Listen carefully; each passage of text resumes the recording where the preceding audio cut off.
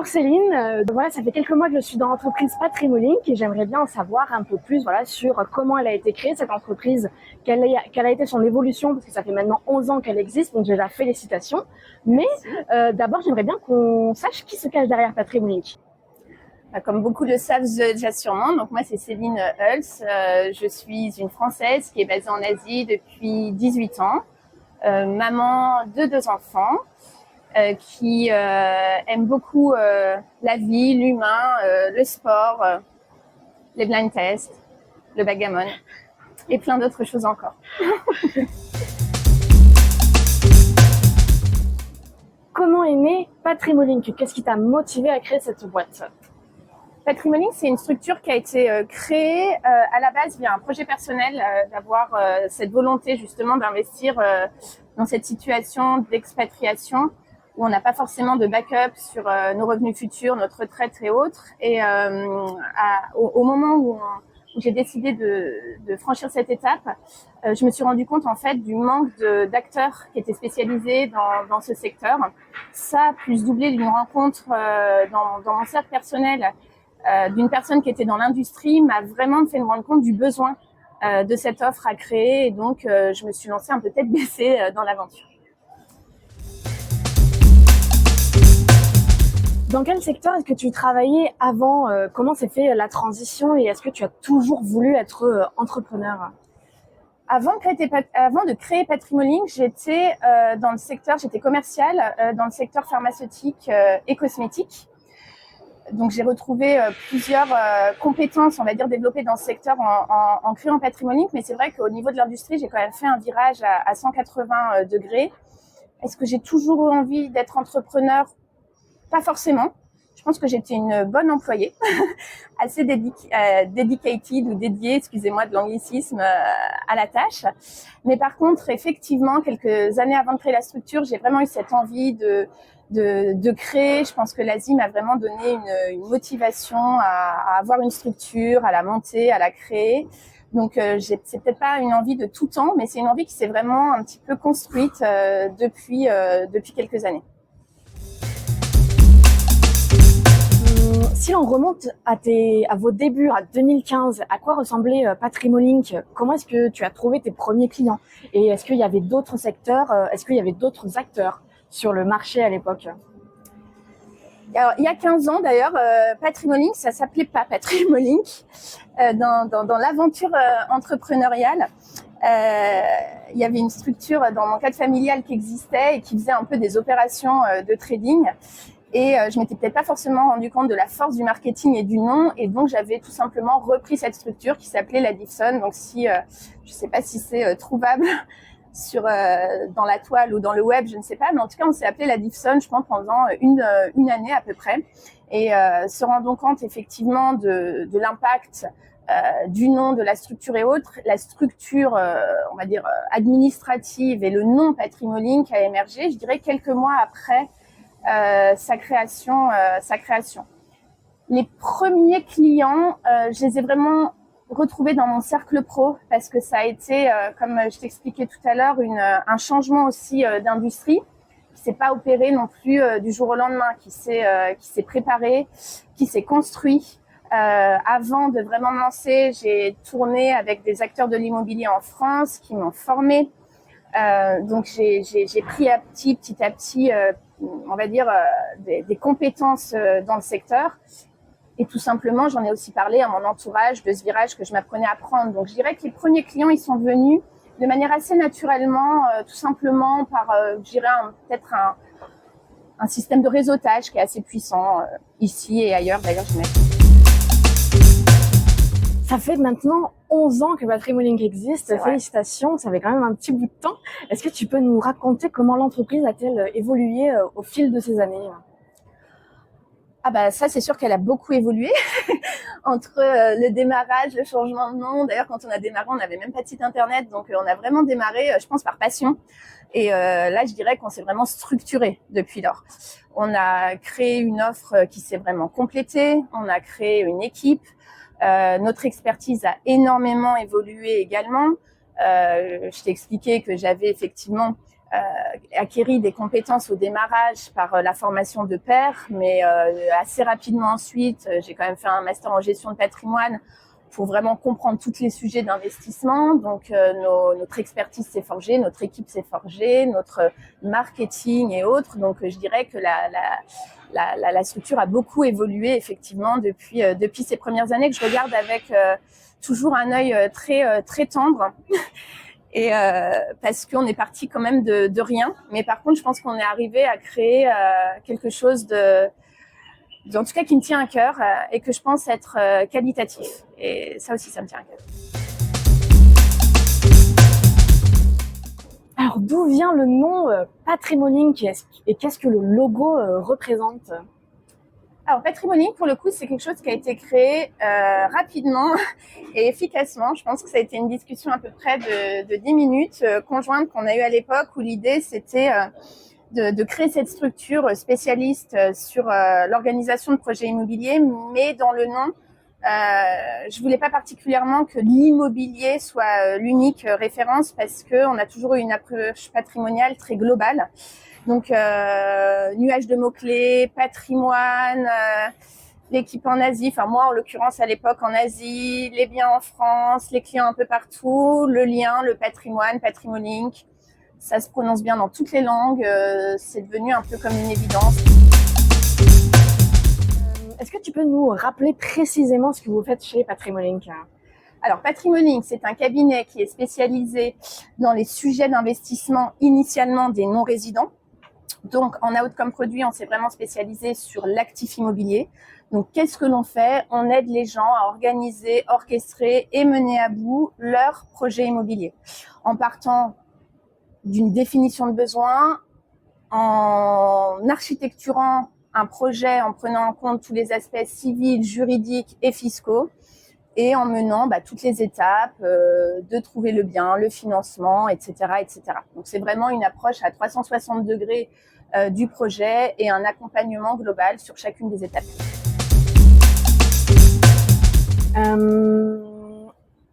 Alors, tu viens du coup de me parler de comment est-ce que fonctionne votre accompagnement. Donc, ce que j'ai bien compris, c'est que du coup, ça va de la découverte des besoins de vos clients jusqu'à la proposition de biens adaptés. Est-ce qu'il y a des étapes qui sont vraiment très cruciales dans cet accompagnement-là? Des étapes cruciales, il y en a plusieurs. Il y a déjà s'assurer de la faisabilité d'un projet. Qui va donc passer par l'étude de la situation civile de la personne. J'ai envie d'investir seul, communément. Est-ce que je peux? Est-ce que je suis protégée? Il y a toute la partie financement qui est un petit peu aussi la clé de voûte et la partie stratégique. Un projet, ça se construit. C'est pas. Oui, alors oui, je peux acheter un appartement sur un coup de tête du jour au lendemain. On a plutôt tendance à monter une stratégie sur un court, moyen, long terme pour vraiment architecturer le projet de la manière la plus efficace par rapport aux objectifs de la personne. Donc, des étapes cruciales, il y en a effectivement plusieurs. Et je dirais qu'elles sont toutes un peu cruciales dans la bonne mise en place du projet. Pour faire cet accompagnement, est-ce que tu as quelles sont tes valeurs qui t'accompagnent du coup depuis le début et que tu veux préserver sur le long terme? Ceux qui me connaissent un peu dans la vie, la notion de valeur, elle est hyper importante pour moi. Donc, il y a une valeur qui me tient particulièrement à cœur, c'est l'intégrité. Je pense que c'est hyper important d'accompagner la personne avec du bon conseil, du bon accompagnement et de la transparence. Donc, ça, ce sont des valeurs qui m'importent particulièrement. Il y a la notion aussi de réactivité, de service, d'accompagnement, d'explication. Qui sont très importantes pour moi. Donc, c'est clair que la notion de valeur chez nous, elle est un peu cruciale et centrale. On va pas passer à côté. Est-ce que tu peux nous parler un petit peu du coup de ton équipe qui t'accompagne du coup dans cette aventure, j'ai envie de dire? Avec grand plaisir. D'ailleurs, j'aurais bien aimé qu'on soit tous là parce que Patrimolink, c'est aussi une aventure de groupe, même si c'est au départ, ça a été moi qui l'ai créé, on va dire, de manière personnelle. Très rapidement, l'équipe s'est créée. Par la suite, elle a évolué aussi avec le temps. Notre équipe, elle est un peu partout. On n'a jamais eu un bureau où tout le monde se réunissait autour du café le matin, ce qui est d'ailleurs des fois un petit peu dommageable, mais on arrive toujours à trouver des moments dans l'année où on se réunit et autres. On a une équipe qui est dans différents pays. L'idée, c'était d'avoir des personnes qui sont proches, effectivement, des personnes avec lesquelles on travaille. L'équipe, elle est primordiale. Elle partage les mêmes valeurs, puisqu'on en parlait juste avant. Même si on n'est pas forcément géographiquement au même endroit, on a des liens qui sont forts et un partage qui est constant. Donc, très important. Est-ce que tu peux nous parler de ta journée type? Comment est-ce que ta journée se passe? Je suis pas convaincue d'avoir des journées types. Je pense que mes journées dépendent beaucoup de la veille. Néanmoins, il y a quand même des schémas qui se répètent un petit peu. J'ai tendance à avoir des matinées qui démarrent assez tôt. Si ça peut démarrer par du sport, c'est pas mal. Si ça n'a pas démarré par ça, c'est bien de le caser à midi ou le soir. Mais au niveau du travail, j'ai plutôt tendance à avoir des matinées assez studieuses, assez analytiques, assez planificatrice pour mon travail, parce que factuellement, dès que le début d'après-midi arrive, c'est pour le coup, beaucoup de réunions, beaucoup de calls avec la France, avec nos clients, voilà. Donc c'est des journées qui sont très intenses, on va dire, du début d'après-midi il n'est pas rare le début de soirée, et des matinées plutôt au bureau, calmes, studieuses. Voilà. Tu peux nous expliquer ce qui différencie Patrimony de vos concurrents? Qu'est-ce qui différencie Patrimony de nos concurrents? Je pense que ça va être vraiment l'approche et le réseau qu'on s'est constitué. Déjà, c'est assez rare les structures dans le monde de l'investissement qui se sont spécialisées sur l'actif immobilier, qui ne sont pas limitées à une zone, à des villes ou à une structuration. Nous, on a une offre qui est très complète sur toutes les structurations immobilières, un réseau qui l'est tout autant, un réseau qui s'est constitué vraiment pour s'adapter aux valeurs dont on a parlé plus tôt, à savoir la réactivité, à savoir de travailler aussi avec des non-résidents, ce qui a été vraiment notre spécialité depuis le démarrage. Donc, on a que des acteurs bilingues, que des acteurs qui comprennent la certaine réactivité. Au niveau de l'offre de produits, on a vraiment constitué un réseau très complet qui nous permet d'ailleurs, même depuis l'Asie maintenant, de travailler avec des gens en France. Donc voilà, en suivant bien évidemment tout ce que j'ai dit avant, l'intégrité, le conseil, l'accompagnement, la volonté vraiment de bien faire, d'être proche, de créer une team pour mener des objectifs à bout. Je pense que c'est aussi un petit peu différenciable. Alors, j'ai cru comprendre que tu avais des clients qui te suivent depuis plusieurs années et qui continuent d'investir avec toi. Est-ce que tu te dis que c'est grâce à quoi, au fond Je crois que c'est déjà parce qu'ils ont pu se rendre compte que de la qualité de l'accompagnement et des projets réalisés. Donc, quand on voit, effectivement, on a toujours l'appréhension quand on fait un premier projet, que ce soit immobilier d'ailleurs ou autre, l'appréhension de se lancer. Quand on s'est lancé et qu'on voit que finalement, ce qui a été présenté sur le papier, c'est aussi ce qui peut se passer en réalité, ça rassure. Et ça donne envie, de toute façon, de réitérer. Mais ce que me disent souvent les personnes avec lesquelles je travaille, on va dire, sur plutôt un long fil, c'est l'accompagnement, c'est la réactivité, c'est le fait d'être là. Je touche du bois, on a quand même eu très peu d'écueils, même si aucun investissement n'est sans risque. Mais on a pu aussi suivre des projets qui avaient eu des retards, des petites complications. Et on est là. On est là, on suit, on accompagne, on aide. Donc ça, je pense que c'est une qualité qui est recherchée par nos clients et qui peut quand même faire la diff. Référence. Ça fait un bon bout de temps que Patrimony existe. Quels ont été, selon toi, les plus gros défis que vous avez dû surpasser? On a quand même eu de la chance de démarrer une structure sur un marché qui était très porteur pendant 6-7 ans. Donc, on a été drivé par une énergie et par une volonté d'avancer qui était, comme je disais, assez porteuse. Le marché, il s'est réajusté ces derniers temps, donc il y a eu le défi de s'adapter par rapport à notre offre, les chiffres, la trésorerie et autres. Ce qui s'est quand même passé plutôt bien. Donc là, c'était un défi là dont on sort plutôt de manière positive. Après, moi, en tant que gérante de société, mon plus gros défi va toujours être autour de l'humain. Donc, ça peut être d'un point de vue client pour vraiment toujours atteindre la satisfaction. Et quand il peut y avoir un grain de sable dans un projet, je vais le prendre vraiment à cœur et ça va devenir un gros défi pour moi. Et l'humain au niveau de notre équipe qui peut aussi évoluer au fil de l'eau. On a eu un décès il y a quelques années qui nous a aussi beaucoup touchés, qui m'a fait me rendre compte de l'importance de la vie de mes collaborateurs, d'avoir envie de les suivre, de les porter. Donc voilà, tous mes plus gros défis d'un point de vue personnel vont beaucoup être autour de ces sujets. Parlons du positif maintenant. Quels ont été c'était pas positif avant Je croyais que c'était pas négatif. Quelles ont été tes plus grandes fiertés et est-ce qu'avec le recul, est-ce qu'il y a des choses que tu aurais fait différemment?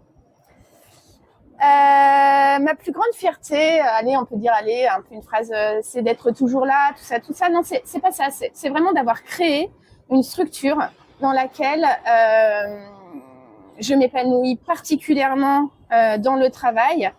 Et je pense aussi que les collaborateurs qui la rejoignent s'épanouissent tout autant. C'est d'avoir créé une forme de conseil, de proximité avec des clients qui nous font confiance et qui sont satisfaits. Donc là, moi, ma plus grande fierté, c'est de voir que ce qu'on fait, une satisfaction client, une recommandation, c'est toujours très so satisfying, comme dirait une de mes filles. Et peut-être la motivation, c'est d'y croire toujours autant et d'avoir envie de toujours avancer avec la même motivation. Elle est toujours là, il y a toujours plein de projets et c'est d'y croire et d'aimer toujours autant ce que je fais, je dirais. Donc sur certains projets, je sais que tu accompagnes certains clients du coup depuis plusieurs années. Est-ce que ça change la relation que tu as avec eux? Comment est-ce qu'elle change? Ça change tout parce que pour moi, déjà dans la vision de Patrimolink, c'est pas un one shot. Enfin, on n'achète pas une baguette de pain, on achète un projet qui va évoluer, vivre.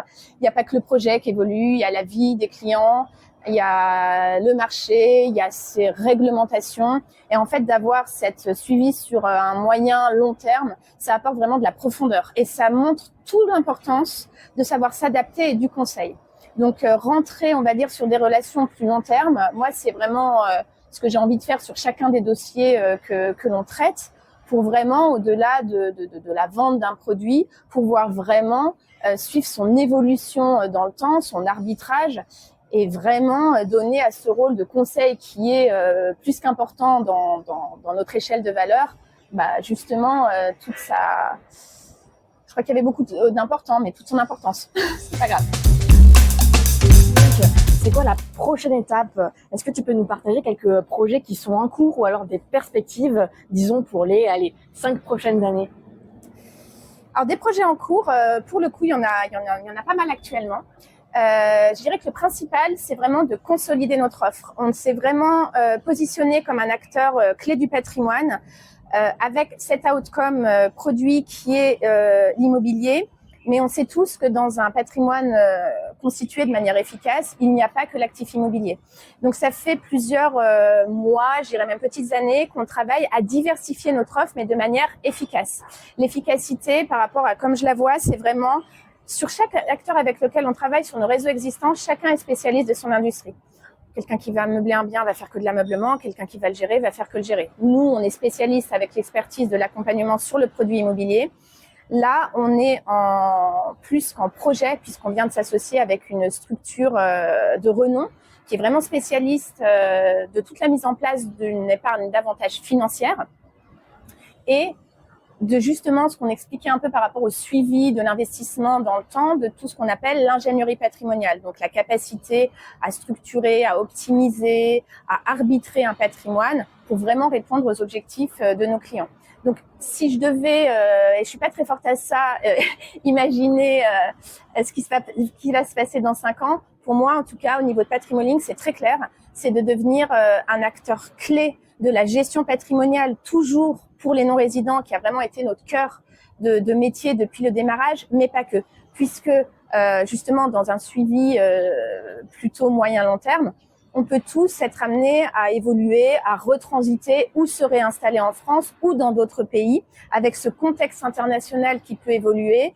Et donc l'idée, c'est vraiment de conserver cette expertise, mais de la faire grossir sur de l'immobilier, mais pas que, et de devenir un acteur phare qualitatif de la gestion patrimoniale pour les non-résidents, mais pas que, puisqu'on a désormais une base de clientèle qui est en France et qui se développe aussi sur cette zone, sur ce pays. Quel conseil donnerais-tu à quelqu'un qui veut investir dans l'immobilier en France ? Alors, mon premier conseil, ce serait vraiment d'analyser le produit immobilier de la même manière où on analyserait un produit financier. À savoir, quand on va regarder un cours d'action, d'obligation, la constitution d'une private equity, les tendances et autres, on va regarder des faits.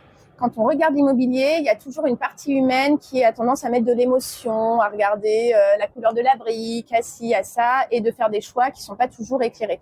Nous, la manière dont on va gérer le projet, c'est qu'on va être très analytique sur l'endroit, la ville, le positionnement, les tendances et autres, et on va vraiment l'analyser de la même manière, quelque part, même si bien évidemment le sous-jacent est différent, qu'un produit financier. Donc mon premier conseil, c'est d'enlever l'émotion et de regarder ma proposition d'investissement à la lumière de mes objectifs. Forcément, le produit va être différent si je cherche une renta plus importante qu'un investissement plus patrimonial. Et il faut vraiment bien préparer, bien structurer et analyser le produit fonction, on va dire, du plan d'investissement que je me suis, on va dire, créé à la base.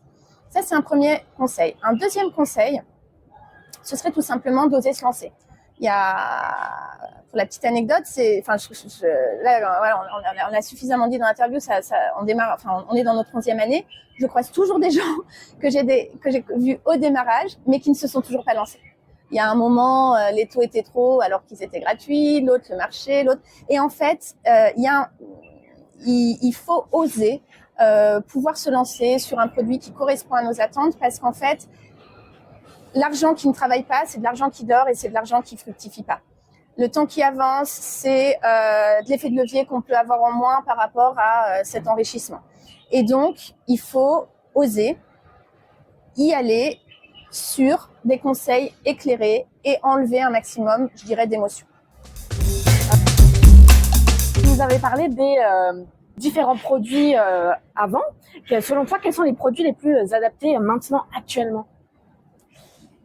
Alors, c'est pas le genre de question que j'affectionne particulièrement, parce que je pense vraiment pas qu'il y ait un produit qui va être complètement universel et correspondre à toute personne et tous objectifs. Ça fait un peu marketing comme réponse, mais pour le coup, ce qui va être très adapté pour, par exemple, une personne comme moi à un instant T, va pas du tout l'être pour toi qui démarrerait, par exemple, la constitution de ton patrimoine. Donc, de dire qu'il y a une structuration qui va répondre à toutes les attentes, non, je pense pas. Par contre, il y a des manières très intéressantes d'investir et très performantes. On connaît tous l'investissement locatif. Je pense que c'est vraiment la forme la plus usuelle. Il y a d'autres structurations que tout le monde ne connaît pas. Je pense notamment aux nues propriétés sur de l'investissement tangible. Club Deal ou autre, type SCPI ou autre, sur de l'investissement, on va dire, dont le sous-jacent est immobilier, même si la classification du produit est financière. Et en fait, chacun des produits, il y a aussi les résidences de services en tangible, qui n'est pas un de nos produits, je dirais, phare, mais qui est un produit qui peut quand même correspondre à certains objectifs à certains moments. Donc, je ne répondrai pas à cette question avec le produit du moment. Il y a pas mal de choses qui émergent plus qu'avant. Là, je l'ai mentionné vite fait, mais les club deals, il y a des choses qui se créent, qui sont quand même assez performants, mais c'est des objectifs qui sont beaucoup plus court terme que de l'immobilier tangible. Donc, j'ai pas de réponse toute faite. Malheureusement, je peux pas te donner le. Alors, laissons les produits de côté, du coup, mais parlons plutôt des villes. quelles villes te semblent les plus intéressantes pour investir ou alors à fort potentiel? Je vais pas donner la même réponse en disant voilà que je pense pas qu'il y ait une ville qui répond à tous les objectifs, bien qu'en vrai je partage quand même ce que je viens de dire. Comme on l'a dit en introduction, nous on n'est pas spécialiste d'un territoire, donc on va travailler vraiment tous les territoires. Et pareil, je dirais que il y a énormément de gens qui nous disent Paris restera toujours Paris. Et oui, je pense que Paris restera toujours Paris. Je pense aussi que Lyon restera toujours Lyon, que Lille restera toujours Lille et autres. Mais quoi qu'il, ça va être quand même très différent d'investir, quel que soit le nom de la ville, en plein centre où on va être sur des investissements plus onéreux, moins rentables, plus sécuritaires, que sur des couronnes urbaines qui peuvent être très intéressants pour de la capitalisation ou autre. Il y a forcément des endroits qui vont être plus intéressants que d'autres, par exemple pour générer de la rentabilité. Les zones frontalières, c'est souvent des zones qui sont très intéressantes tout en restant patrimoniales, parce qu'on va toucher des publics d'actifs qui vont transmuter et qui vont souvent sur des CSP+, enfin des catégories socioprofessionnelles plus importantes qui gagnent mieux leur vie, donc avec des niveaux de loyer qui sont pas encadrés, qui peuvent aller chercher de la rentabilité. Mais il n'y a pas une ville ou le bon plan. Là, effectivement, on sort d'une situation où il y a quand même eu des évolutions et des réajustements du marché immobilier. Il y a des villes comme Lyon qui sont en plein développement, que ce soit économique, que ce soit au niveau des infrastructures, j'allais dire qu'on pris un peu cher en restant familière, mais on va dire dont les prix immobiliers se sont réajustés vers le bas. Je pense que rentrer sur des villes justement où il y a eu des réajustements un peu vers le bas, tout en sachant que tout est réuni pour qu'on soit absolument pas dans une crise de logement sur cette ville, peut vraiment être intéressant actuellement. En tout cas, actuellement, il y a eu un réajustement de marché. Donc, il y a énormément d'endroits où il est quand même stratégique d'aller poser ses billes aujourd'hui pour aller gagner en capitalisation et ou rentabilité. Avec un marché immobilier, une réglementation qui est en constante évolution, comment tu vois les choses évoluer pour les années à vivre? Les choses, de toute façon, elles évoluent. Là, comme on dit, ça fait quelques années qu'on est là. Les choses, elles évoluent. Il faut s'adapter. Il faut comprendre les évolutions réglementaires et vraiment adapter un bon conseil et une bonne structuration. L'immobilier en France, il y a des évolutions politiques où les gens sont plus ou moins d'accord. On n'est pas du tout là pour parler de ça. Par contre, le marché immobilier, il est très sain. Il est très sain parce que on a vraiment, et ça se creuse, un besoin en logement qui n'est pas traité par le gouvernement. Donc, dans un contexte purement économique d'offre et de demande, on est sur un marché où on a besoin de logement. Et on a aussi une paupérisation du marché, du ménage français, qui peut de moins en moins investir dans sa résidence principale. Donc, quand on a les moyens d'investir et d'être propriétaire en France, on a plutôt un marché qui est assez sain. Donc, l'évolution, je la vois plutôt positive sur cet actif, que ce soit justement sur cette capitalisation avec ce contexte d'offre et de demande qui n'est pas du tout en balance. Au niveau des réglementations, on voit qu'il y a des choses qui sont un peu dans le pacte du gouvernement au niveau de la fiscalité. On a eu quelques petites évolutions sur la loi de finances 2025, quelques évolutions à venir sur la loi 2026, mais qui sont plutôt simplificatrices, en tout cas dans ce qu'on voit dans le texte. De toute façon, quelles que soient les évolutions, que ce soit réglementaire, marché haute, le plus important, c'est de les suivre, de les comprendre et de s'adapter en fonction. Donc, il n'y a pas de raison que cela change. Je pense qu'il y aura, et j'espère en tout cas, vraiment une prise de conscience du gouvernement en cours et à venir sur justement l'importance de cet actif immobilier, qui est quand même un indicateur avancé de l'économie.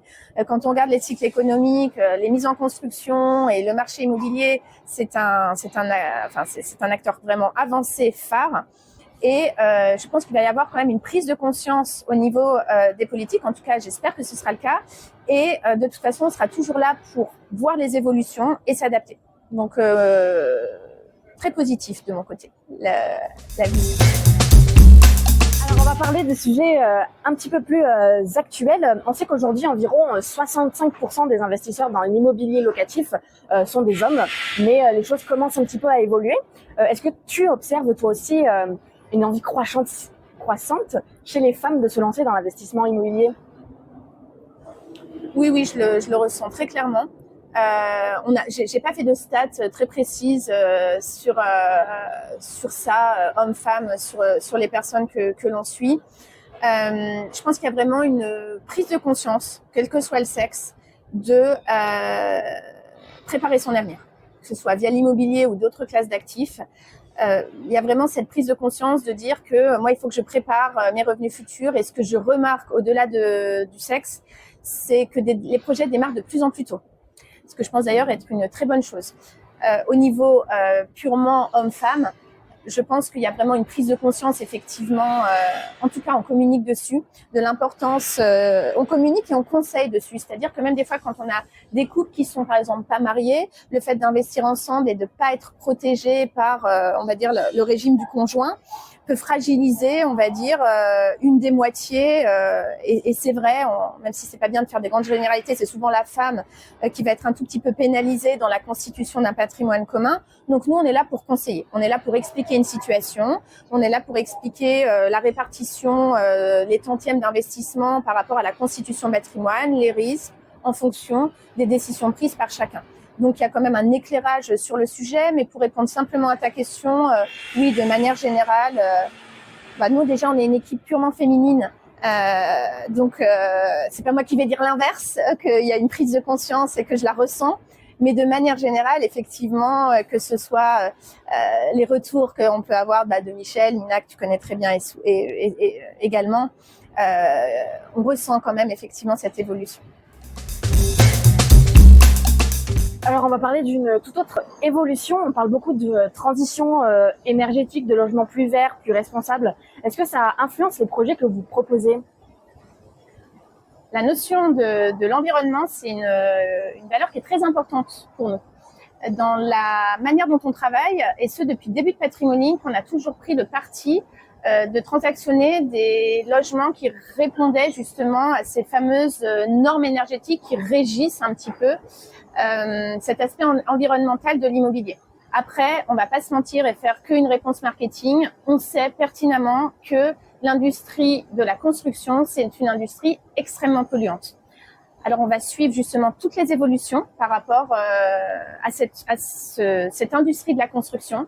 Il y a énormément de nouveaux matériels qui arrivent, qui sont à la fois très peu énergivores, mais qui polluent beaucoup moins. On va vraiment avoir tendance à regarder ces projets, à les pousser à partir du moment où on considère qu'ils sont qualitatifs également.